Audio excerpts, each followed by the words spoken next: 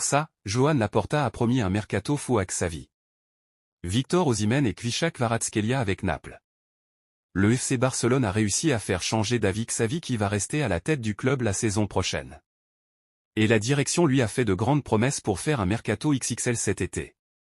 C'est ce que l'on appelle un vrai retournement de situation. Il y a plusieurs mois maintenant, après une défaite subie face à Villarreal, 3-5, Xavi Hernandez annonçait son départ du Barça. Je tiens à annoncer que le 30 juin, je ne continuerai plus comme entraîneur du Barça. Je pense que la situation doit changer de cap et, en tant que culé, je ne peux pas permettre la situation actuelle. Nous en avons parlé avec le président Laporta et avec la direction sportive. En tant que culé, je pense que le club a besoin d'un changement de dynamique. En pensant au club et aux joueurs, je pense qu'ils seront libérés et plus calmes, avait-il annoncé en conférence de presse. De quoi provoquer un véritable séisme en interne et surtout permettre à son équipe d'inverser la tendance. Car après cette annonce, la formation catalane avait enchaîné 13 rencontres sans défaite jusqu'à ce match retour face au PSG et donc cette élimination en quart de finale de C1. Entre-temps, la direction du FC Barcelone avait tenté plusieurs fois de faire changer d'avis Xavi. Joan Laporta avait expliqué que personne n'incarnait mieux le Barça que Xavi et le projet devait continuer avec lui. Mais l'ancien capitaine emblématique des Blaugrana n'avait pas changé d'avis et la direction avait commencé à chercher d'autres entraîneurs. Mais voilà, le Barça n'est pas un club comme les autres. Après la semaine décevante marquée par l'élimination en C1 et la défaite lors du Clasico, 3-2, Xavi a surpris son monde en changeant d'avis et en annonçant qu'il restait finalement à la tête du club. Dans une conférence de presse ce mercredi, la direction officialisait son maintien expliquant que les dernières réunions entre les différentes parties avaient porté leurs fruits. La première décision de Xavi pour son nouveau Barça. Xavi va rester au FC Barcelone. L'entraîneur s'est mis d'accord avec sa direction pour poursuivre sa mission jusqu'à la fin de son contrat, soit jusqu'en 2025, après avoir annoncé son départ en fin de saison durant les derniers jours du mois de janvier. Un revirement de situation qui plaît aux joueurs dans l'ensemble mais pas à l'ensemble des membres du board. Le coach est maintenu et dispose de quelques largesses accordées. D'après Sport. Sa première demande est de faire venir un préparateur physique spécialisé dans la gestion et la prévention des blessures. Julio Tous devrait être l'heureux élu, lui qui a déjà travaillé au sein des staffs de la Juventus, de l'Inter ou encore de Chelsea avec Antonio Conte. L'Espagnol connaît bien Xavi puisqu'il a déjà œuvré au Barça en 2004. Le coach catalan veut un groupe performant dès le début de saison, après avoir estimé que les joueurs n'étaient pas tout à fait au point lors des premiers matchs à la fin de l'été 2023. Une première piste déjà activée. Dans ce sens, la presse catalane fait des révélations ce vendredi sur les sujets évoqués dans ces réunions. Au moment de l'annonce de son départ, Xavi avait beaucoup insisté sur le fait que le projet du Barça devait prendre une autre tournure, que le club devait avoir plus d'ambition pour redevenir un grand d'Europe. Selon Sport, Deco et Laporta ont promis un gros mercato à Xavi cet été. Les postes à renforcer ont déjà été ciblés et Xavi attend donc des recrues au milieu de terrain mais aussi un ailier gauche performant dans le 1 contre 1. Un défenseur gauche est aussi vivement souhaité par le coach espagnol.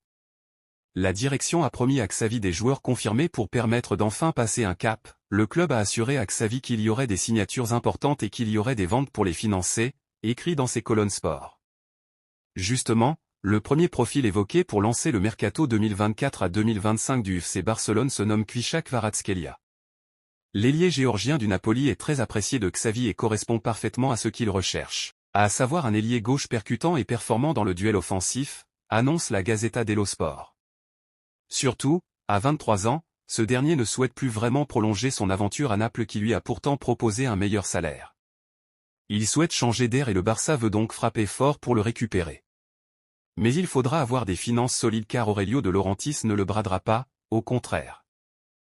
Le FC Barcelone travaille sur la piste Marco Verratti.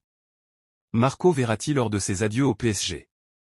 En quête d'un renfort au milieu de terrain pour la saison prochaine, le FC Barcelone étudie plusieurs pistes. Et l'une des idées de la direction est de rapatrier Marco Verratti qui évolue depuis un an au Qatar du côté d'Al Arabi. Xavi va continuer son aventure au FC Barcelone. L'annonce a été faite ce jeudi en conférence de presse.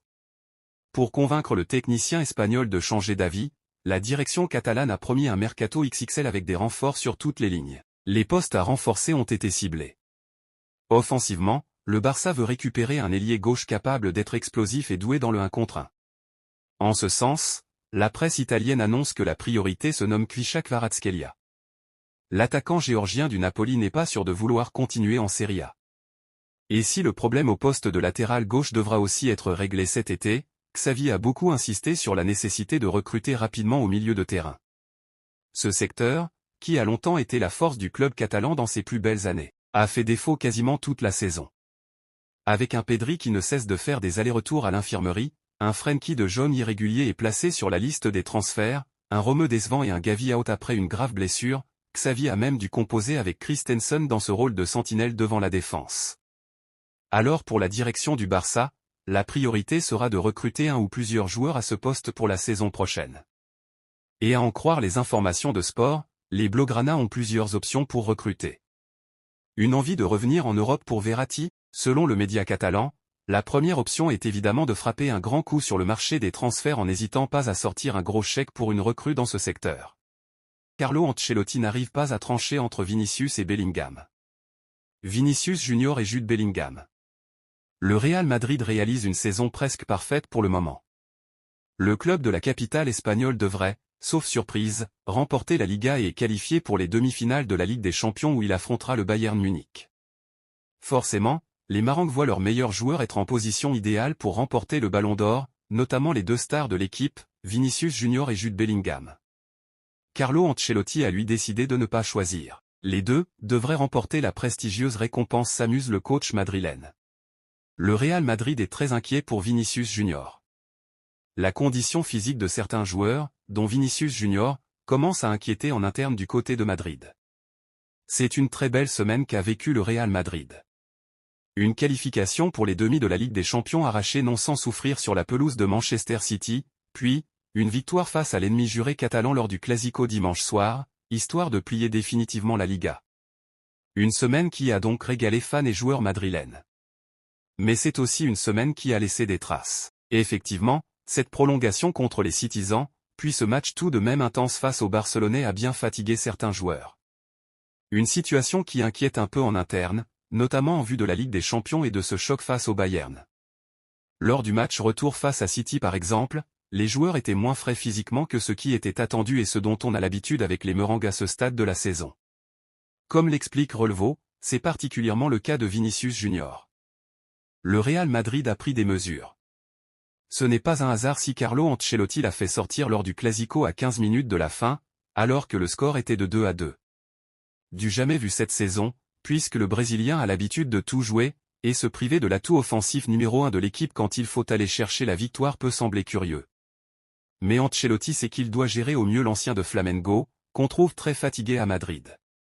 Le staff de l'Italien veut doser son temps de jeu pour qu'il arrive en forme pour le Bayern. On apprend aussi que le staff médical réalise des analyses sanguines régulières pour traquer la forme des joueurs et anticiper d'éventuels coups de mou. Les séances d'entraînement sont aussi très courtes depuis quelques semaines pour préserver les joueurs, alors qu'il reste 9 rencontres à jouer dans le cas où les Merengues venaient à se qualifier pour la finale de la Ligue des Champions. Heureusement, Carlo Ancelotti va pouvoir se permettre de faire tourner un peu en Liga pour que ses joueurs arrivent dans les meilleures conditions possibles pour cette double confrontation palpitante face au Bayern Munich. La grande annonce d'Ancelotti sur Courtois. Le gardien du Real Madrid voit enfin le bout du tunnel après sa rupture des ligaments croisés puis sa blessure au ménisque. Thibaut Courtois vient de traverser l'un des moments les plus compliqués pour un joueur de football professionnel, à savoir une rupture des ligaments croisés.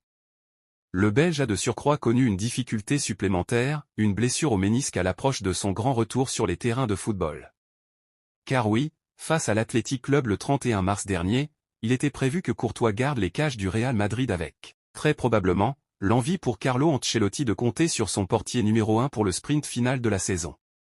Oui, probablement que Thibaut Courtois aurait joué la double confrontation face à Manchester City sans ce contretemps. Suite à cette blessure au ménisque, on pensait d'ailleurs qu'il disait définitivement adieu à sa saison 2023-24, sauf qu'il s'est avéré que c'était moins grave que prévu, même s'il a dû passer par le bloc opératoire. Depuis la fin de semaine dernière, Courtois s'entraîne donc à nouveau normalement, comme il l'avait lui-même annoncé il y a quelques semaines lors d'un direct avec un streamer espagnol. Ancelotti a balancé. Ce jeudi lors de la conférence de presse d'avant-match contre la Real Sociedad, Thibaut Courtois n'était pas un sujet pour les journalistes mais pour Carlo, oui. Alors qu'on lui a demandé s'il envisageait de donner des minutes à Kepa demain afin de mettre au repos l'U1 avant la demi-finale, il a répondu que ça faisait partie de ses réflexions. Puis il a lâché une petite bombe. Je veux aussi ajouter que Thibaut Courtois va bien. Il s'entraîne avec nous et pourra être dans le groupe la semaine prochaine contre Cadiz. Il pourrait jouer, a-t-il lancé aux journalistes. Si Courtois joue le week-end prochain face à Cadiz, c'est-à-dire le 4 mai, le débat des gardiens pour la fin de saison pourrait être relancé. Il est acquis que l'Unain disputera la demi-finale aller contre Munich, très probablement aussi le match retour, mais une hypothétique finale n'aurait lieu que le 1er juin prochain, ce qui laisserait pas mal de temps à Courtois pour chauffer les gants. Pour l'heure, les choses sont néanmoins claires, l'Unain est le titulaire et on avance jour après jour avec le portier belge sans imaginer de révolution à ce poste. Ancelotti songe tout de même à donner un peu de temps de jeu à Kepa en fin de saison, avant qu'il ne retourne à Chelsea. Il pourrait même jouer dès demain, d'ailleurs. Le Real Madrid s'inquiète pour Ferland Mendy avant le Bayern. Le latéral français n'a pas joué lors du dernier Clasico et ne se rendra pas non plus à San Sébastien demain. Le Real Madrid aborde la phase finale de la saison. Les Merengues sont bien partis pour remporter la Liga, et s'apprêtent dans le même temps à aller défier le Bayern Munich sur ses terres en demi-finale aller de Ligue des Champions. Pour ces échéances cruciales, Ancelotti peut se satisfaire d'avoir une infirmerie quasiment vide, puisque seuls David Alaba et Courtois sont indisponibles. Et encore, le gardien belge s'entraîne normalement depuis hier et devrait même faire son grand retour à la compétition d'ici quelques jours. Pour autant, un joueur en particulier fait l'objet de précautions inhabituelles, bien qu'il soit tout à fait apte à jouer. On parle là du latéral Ferland Mendy, celui que Carlo Ancelotti apprécie tant pour ses vertus à si bien défendre, dans les grands matchs comme les autres. Le latéral français a été l'un des piliers défensifs sur lesquels le Real Madrid s'est appuyé pour sortir vivant du siège de Manchester City à l'Etihad et l'entraîneur italien, conscient de l'importance vitale que le joueur occupe dans son système, préfère le laisser au repos lors des derniers matchs. L'objectif du staff madrilène est évident. Tout faire pour que Mendy soit en pleine forme pour le choc à l'Allianz Arena dans 5 jours. Rappelons que Mendy figurait dans le groupe pour le Clasico alors qu'il ne s'était pas entraîné la veille, mais c'est Camavinga qui prit sa place,